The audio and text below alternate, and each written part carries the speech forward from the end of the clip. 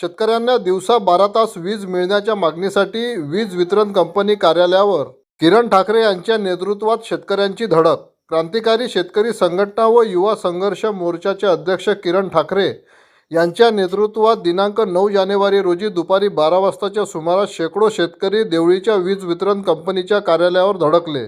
शेतकऱ्यांना दिवसा वीज मिळावी यासाठी विजेच्या वेळेत बदल करण्याची मागणी शेतकऱ्यांनी केली असून उपकार्यकारी अभियंता देवळी यांच्या कार्यालयावर किरण ठाकरे यांच्या नेतृत्वात निवेदन देण्यात आले।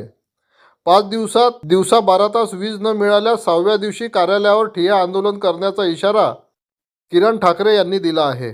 शेतकऱ्यांना दिवसा 12 तास वीज मिळावी या प्रमुख मागणीसाठी क्रांतिकारी शेतकरी संघटना आणि युवा संघर्ष मोर्चाच्या नेतृत्वात तालुक्यातील शेकडो शेतकऱ्यांना घेऊन उपकार्यकारी अभियंत्यांच्या कार्यालयावर आज धडक देण्यात आलेली आहे आणि त्यांना इशारा सुद्धा देण्यात आलेला आहे। येत्या 5 दिवसात जर शेतकऱ्यांना 12 तास वीज मिळाली नाही तर 6व्या दिवशी उपकार्यकारी अभियंत्याच्या दालनाच्या बाहेर या ठिकाणी आम्ही शेकडो शेतकऱ्यांना घेऊन ठिय्या आंदोलन करणार आहोत।